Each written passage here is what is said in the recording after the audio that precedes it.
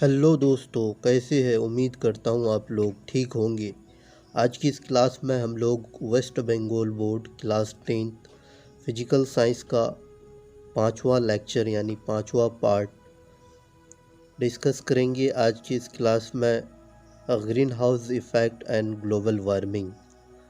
तो दोस्तों, जो भी क्लास को देख रहे हैं तो क्लास को शुरू से अंत तक देखिएगा, तभी आपको green house effect and global warming से जुड़ी हुई जितनी भी जानकारी दिया जाएगा आप अपने दिमाग में रख सकते हो उसे। जो भी क्लास को देख रहे हैं, तो यदि आपको स्लो लग रहा है क्लास तो आप 1.5 के स्पीड से क्लास को देख सकते हैं। आपको जल्दी जल्दी दिखाई पड़ेगा, मेरा आवाज़ जो है आपको जल्दी जल्दी सुनाई पड़ेगा। क्लास को शुरू करते हैं। ये सारी बातों को छोड़कर सबसे पहला जानते हैं ग्रीन हाउस इफ़ेक्ट होता क्या है। तो ग्रीन हाउस इफ़ेक्ट एक नेचुरल फेनोमेना है, एक प्रोसेस है जिसके वजह से हमारे अर्थ सरफेस जो है, हमारा ज़मीन गर्म होता है। जहाँ एटमॉस्फेयर होता है, जहाँ हम लोग रहते हैं, ये अर्थ सरफेस गर्म होने के प्रक्रिया को, अमल को, प्रोसेस को हम लोग ग्रीन हाउस इफ़ेक्ट कहते हैं। हमारा अर्थ कैसे गर्म होता है? सूरज से डिफरेंट वेवलेंथ के रेज़ हमारे एटमॉस्फेयर तक पहुंचते हैं और हमारे एटमॉस्फेयर में डिफरेंट गैसेस पाए जाते हैं और वो गैस उस हायर वेवलेंथ वाले रेज़ को कैद कर लेते हैं। जब ग्रीन हाउस गैस हमारे अर्थ सरफेस में, हमारे ज़मीन में बहुत ज़्यादा हो जाता है तो उसके वजह से जो पूरे वर्ल्ड में गर्मी बढ़ता है, पूरे आलमी दुनिया में, उसकी वजह से हम बहुत ज़्यादा परेशानियों का सामना करना पड़ता है। जैसे अभी गर्मी के मौसम में हम लोग को बहुत ज़्यादा गर्मी लगता है due to the reason of green house gas, क्योंकि अभी इंडस्ट्रीज़ के थ्रू बहुत ज़्यादा मात्रा में अलग अलग गैस रिलीज होते हैं जो डायरेक्टली हमारे अर्थ सरफेस में जितने भी जीव जंतु है, इसके लिए एक बहुत बड़ा मुसीबतों का सामना बन चुका है। तो सबसे पहला पॉइंट हम लोग जानेंगे, that is produce by hot object but can't be seen. Green house effect किसी हॉट ऑब्जेक्ट के थ्रू प्रोड्यूस किया जाता है लेकिन हम इसे देख नहीं सकते। Green house effect is a type of phenomenon. Green house क्या है बच्चों? एक तरह का फेनोमेनन है, घटना है, कुदरती मंजर है जिसमें हायर वेवलेंथ का रे, जिसे हम लोग इंफ्रारेड रे कहते हैं, ये सूरज से आती है और जब ये हमारे एटमॉस्फेयर तक पहुंचता है तो हमारे एटमॉस्फेयर में डिफरेंट टाइप्स के गैस प्रेजेंट होते हैं जो इस रे को एब्जॉर्ब कर लेता है, कैद कर लेता है। जब ये रेज़ को ये गैसेस पार्टिकल्स एब्जॉर्ब करता है तो हमारा जो इन्वायरमेंट है, वातावरण है, पर्यावरण है, माहौल है, ये गर्म होने लगता है इस रेज़ की वजह से। किस रेज़ की वजह से? Infrared rays. इंफ्रारेड रेज़ का काम होता है अर्थ को गर्म करने का। और ग्रीन हाउस गैस का क्या काम होता है? हमारे अर्थ सरफेस में ठंडा और गर्मी को बैलेंस करके रखने का। जैसे मून में एटमॉस्फेयर नहीं होता है, उसी तरह से मरकरी में एटमॉस्फेयर नहीं होता है। तो मरकरी में क्या होता है? दिन के समय बहुत ज़्यादा वहाँ गर्मी होता है और रात के टाइम इतना ठंड होता है कि बर्फ़ ही बर्फ़ हो जाता है। कुछ गैसेस है जो इंफ्रारेड रेज़ को एब्जॉर्ब करता है यानी कैद करता है, जिसकी वजह से हमारे ये एनवायरनमेंट गर्म होते हैं। ग्रीन हाउस गैस का फ़ायदा भी है अगर ये ग्रीन हाउस गैस नहीं रहता तो हमारे जो धरती है इसका टेम्परेचर -18 डिग्री सेल्सियस तक पहुंच जाता। तो हम लोग इस धरती में यानी इस ज़मीन में अपनी ज़िंदगी को बसर नहीं कर सकते इतना अगर नीचे चले जाता। तो ये ग्रीन हाउस गैस एक बहुत बड़ा रोल प्ले करता है हमारे इन्वायरमेंट को गर्म रखने के लिए। तो कुछ गैस है, सबसे पहला है कार्बन डाइऑक्साइड, दूसरा है नाइट्रस ऑक्साइड, तीसरा है मीथेन जिसको हम लोग CH4 कहते हैं। उसके बाद 4 नंबर में है वाटर वेपर। उसके बाद है क्लोरोफ्लोरोकार्बन जिसको हम लोग CFC कहते हैं। ये सारे गैसेस इस इंफ्रारेड रेज को एब्जॉर्ब करता है, कैद करता है और कैद करके वापस उसे स्पेस में जाने से रोकता है, वापस उसको रिटर्न होने से रोकता है, जिसके वजह से हमारे अर्थ सरफेस गर्म होते हैं और हम लोग यहाँ आसानी से अपनी ज़िंदगी को बसर करते हैं। तो ग्रीन हाउस इफ़ेक्ट क्या होता है? The trapping of heat bye gases in the atmosphere.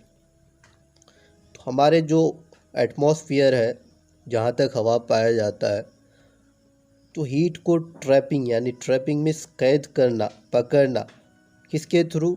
वो गैसेस के थ्रू। हमारे एटमॉस्फेयर में डिफरेंट गैस पाए जाती। वो गैस क्या करता है?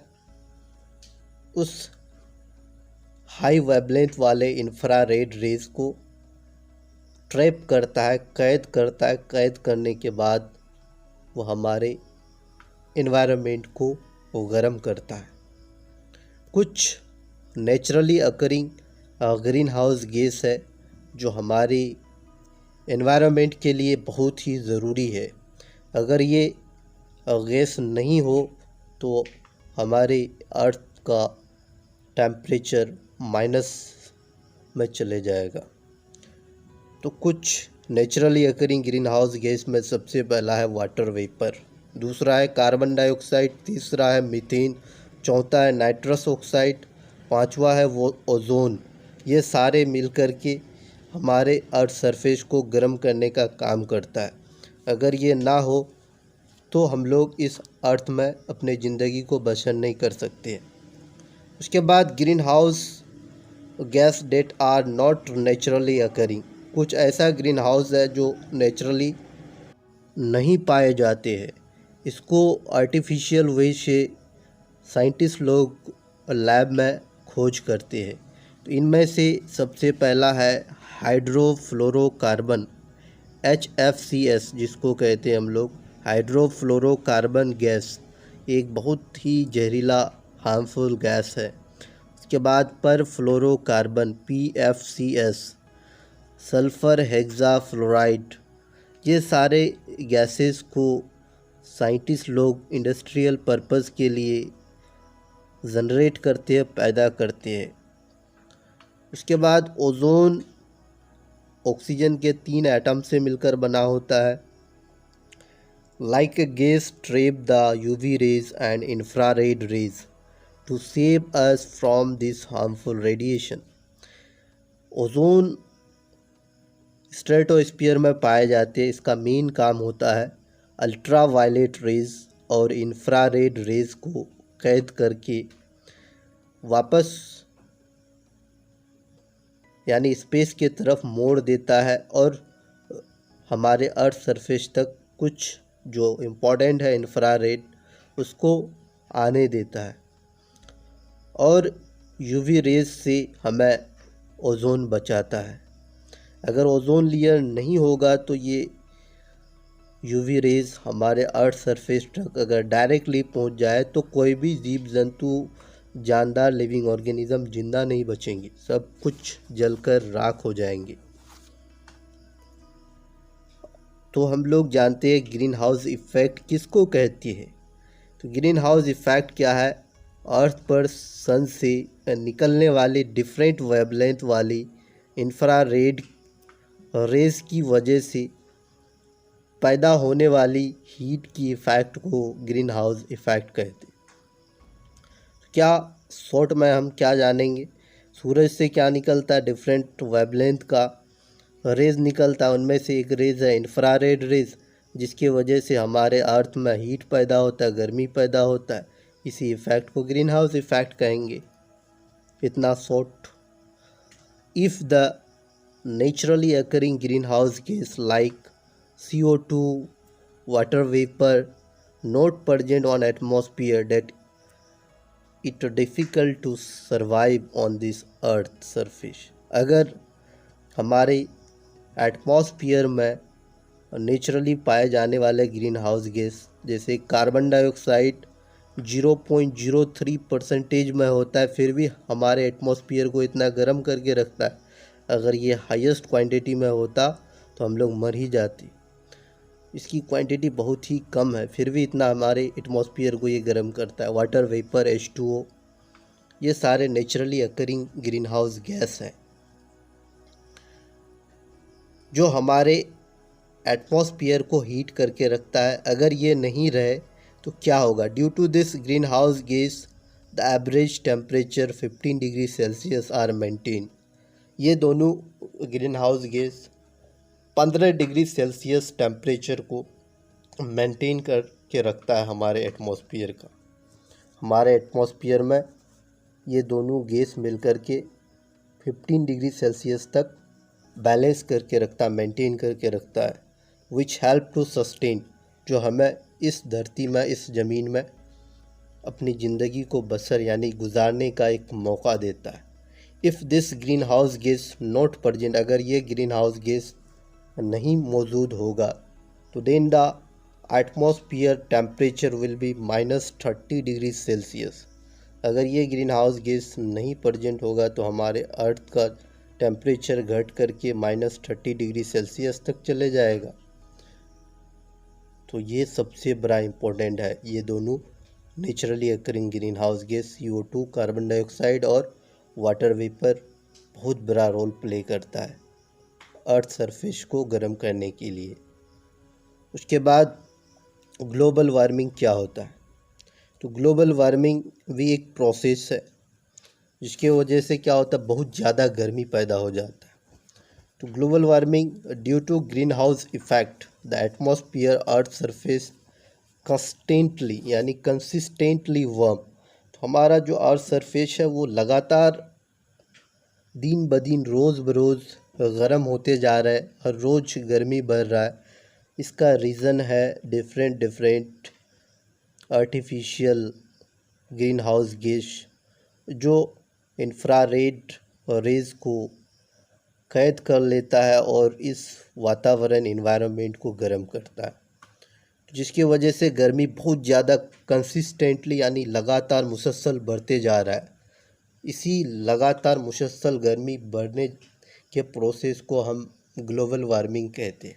मान लो एक रूम है, अगर रूम के अंदर हम लोग रहते हैं, वहाँ नॉर्मल टेम्परेचर 25 डिग्री सेल्सियस होना चाहिए, तो अगर वहाँ 30 डिग्री सेल्सियस हो जाता है या 35 डिग्री सेल्सियस हो जाता है तो ये प्रॉब्लम है ग्रीन हाउस गैस का। ये ग्रीन हाउस गैस इम्पोर्टेंट है हमारे लिए, लेकिन अगर ये अधिक हो जाए, ज़्यादा हो जाए तो ये बहुत ज़्यादा नुकसान है। इसकी वजह से एटमॉस्फेयर में गर्मी बहुत ज़्यादा बढ़ जाता है।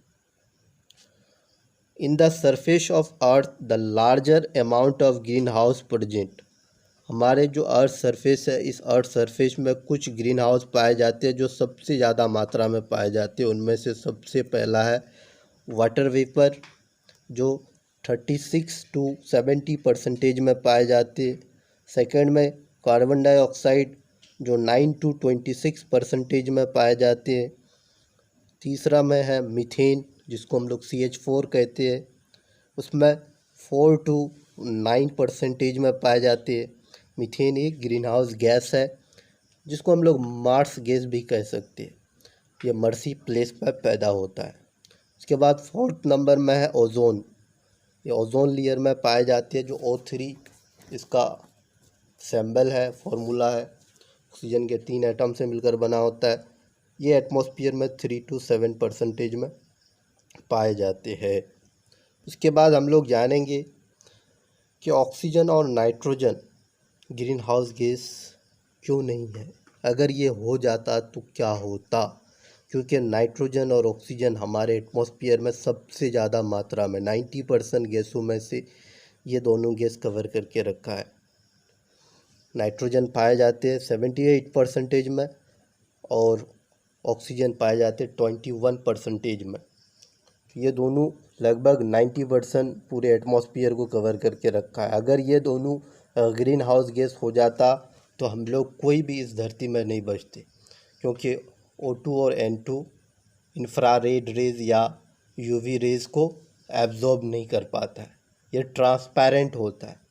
ये डाई एटॉमिक मॉलिक्यूल होता है। डाई एटॉमिक क्या होता है, जिसमें कोई भी डायरेक्शन नहीं हो।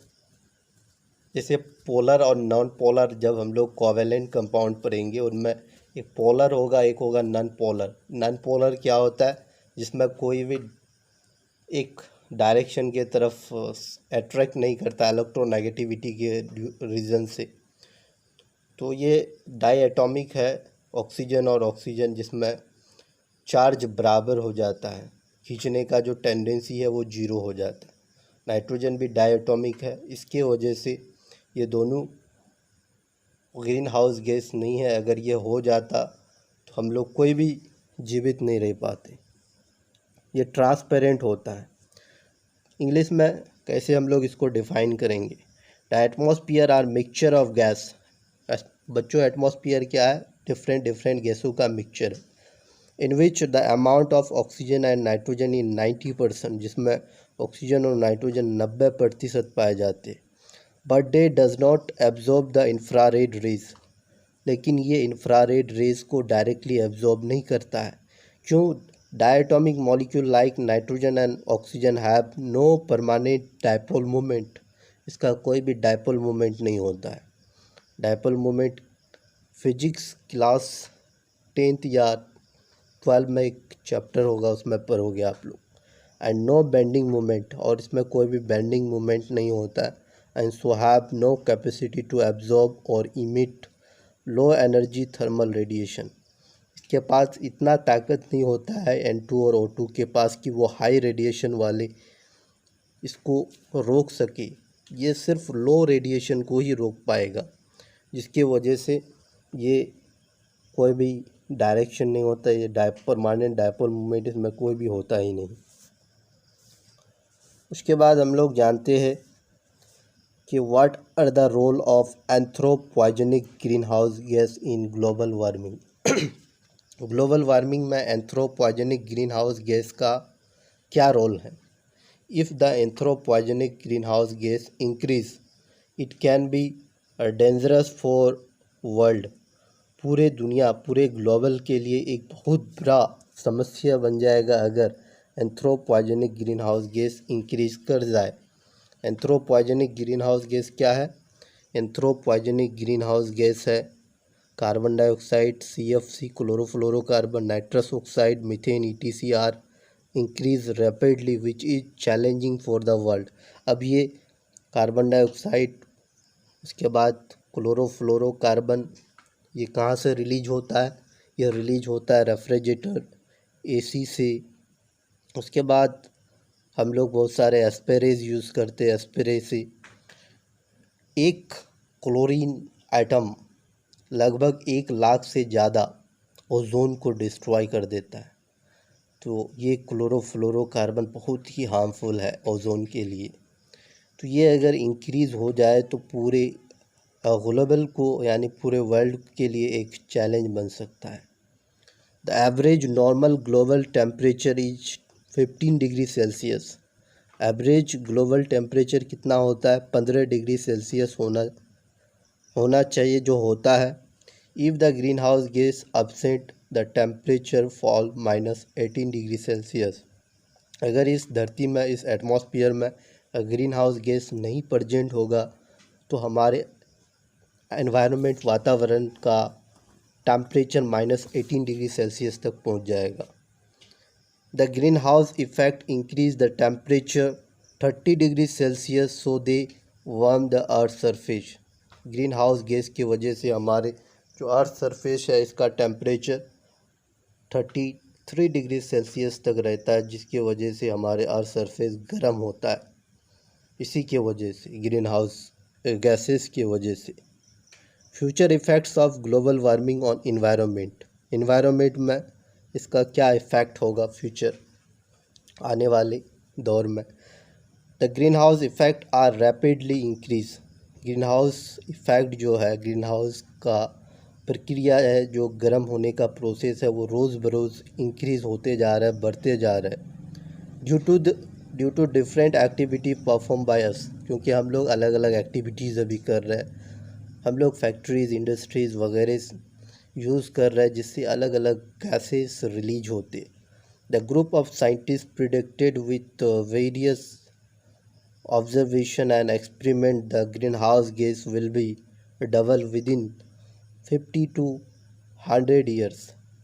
साइंटिस्ट लोग एक प्रिडिक्ट में इस भविष्यवाणी किया है ऑब्जर्वेशन और एक्सपेरिमेंट से कि आने वाले 50 और 100 साल में ये ग्रीन हाउस गैस डबल हो जाएगा। इफ़ इट विल हैपन, अगर ऐसा हो जाता है तो इट कॉज वेरी ट्रैफिक, यानी इसकी वजह से बहुत ही खौफनाक मंज़र हो सकता है आगे चल के। बहुत ही शदीद परेशानियों से इस दुनिया को जूझना होगा। सबसे पहला, due to green house gas the sea water will very hot. सबसे पहला कारण, अगर ग्रीन हाउस इफ़ेक्ट बढ़ जाता है तो जो समंदर का पानी है वो इतना गर्म हो जाएगा, इतना हीट हो जाएगा, गर्म हो जाएगा, जिसमें उसमें रहने वाले जितने भी आबी जानवर हैं, पानी में रहने वाले जितने भी जानवर हैं, वो सारे जानवर उस गर्म पानी की वजह से मर जाएंगे। दूसरा point, due to green house gas in 2050 approx 30% plant and animal will disappear. 2050 आते आते 30% एनिमल और प्लांट डिसअपीयर हो जाएंगे, ख़त्म हो जाएंगे, गायब हो जाएंगे, इतना गर्मी बढ़ रहा है। तीसरा, the glacier Antarctica will be melt cause the sea level will increase. जो ग्लेशियर है, पहाड़ों का चट्टान है, अंटार्कटिका जैसे महाद्वीप यानी कंटिनेंट जो पूरा बर्फ़ से कवर किया हुआ है, अगर गर्मी बढ़ेगा तो वो डेफिनेटली मेल्ट होगा, और मेल्ट होगा तो पानी के शक्ल में जो समंदर का लेवल है वो इंक्रीज़ होना शुरू होगा, जिसकी वजह से हम लोग पूरे पानी ही पानी में बह जाएंगे। Due to global warming pandemic and endemic disease will be appear like malaria, breathing। इस ग्लोबल वार्मिंग की वजह से, ग्लोबल वार्मिंग में बहुत ज़्यादा गर्मी बढ़ जाना की वजह से बहुत सारे बीमारी, जैसे पेंडेमिक मीन्स अभी कोरोना क्या चल रहा है, एक पेंडेमिक डिजीज़ है जो पूरे विश्व में, पूरे वर्ल्ड में फैला हुआ है। एंडेमिक डिजीज़ एक वबाई मरीज़ जो किसी एक ख़ास इलाके तक महदूद रहता है। तो इस तरह के डिजीज़ जैसे मलेरिया है, सांस लेने में दिक्कत, इस तरह की बीमारी इंसान को हो सकता है। खेती बाड़ी होगा ही नहीं, टोटली एग्रीकल्चर को बहुत ज़्यादा नुकसान उठाना पड़ेगा। उसके बाद सम प्रिवेंशन, कैसे इसको हम लोग रोकें, क्या क्या उपाय है। अगर ज़्यादा ग्रीन हाउस गैस रिलीज हो रहा है तो हम लोग को ज़्यादा से ज़्यादा एफॉरेस्टेशन मीन्स प्लांटेशन करना चाहिए, पेड़ पौधे लगाना चाहिए, ट्री बहुत ज़्यादा मात्रा में लगाना चाहिए, ताकि ज़्यादा से ज़्यादा ऑक्सीजन प्रोड्यूस हो और जितने भी हार्मफुल ग्रीन हाउस गैस उसको एब्जॉर्ब करके उसको प्यूरीफाई करे।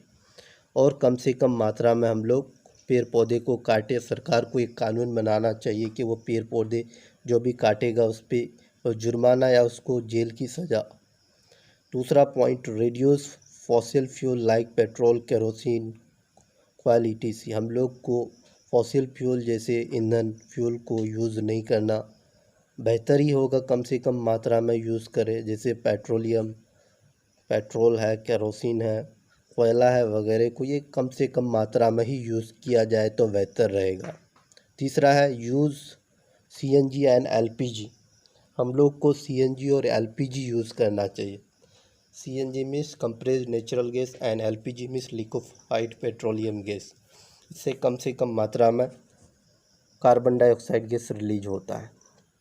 Fourth point, use another source of energy, हम लोग को दूसरे सोर्स ऑफ एनर्जी जैसे solar energy, wind energy, tidal energy, nuclear energy, ये सारे टाइप्स की एनर्जी यूज़ करना चाहिए जो कम से कम पॉल्यूशन को पैदा करता है। तभी ये पूरे वर्ल्ड इस हार्मफुल सिचुएशन से बच सकता है। ये सारे जो भी बातें आपको बताया गया, हर एक बात को आप अपने दिलो दिमाग में रखिए और हम लोग को इस वर्ल्ड को यानी पूरे इकोसिस्टम को, पूरे इन्वायरमेंट को बचाना है। कैसे बचाएंगे? हम लोग को कुछ कदम उठाना होगा, सबको बताना होगा कि अब ग्रीन हाउस गैस बहुत ज़्यादा मात्रा में बढ़ रहा है और जिसकी वजह से पूरे वर्ल्ड क्या हो रहा है, अलग अलग परेशानी, बहुत ज़्यादा गर्मी बढ़ रहा है। तो ये चैप्टर का और एक लेक्चर बनेगा, हम लोग एनर्जी, सोर्स ऑफ एनर्जी से रिलेटेड कुछ बातें करूँगा। आज का क्लास इतना ही। Thanks all of you.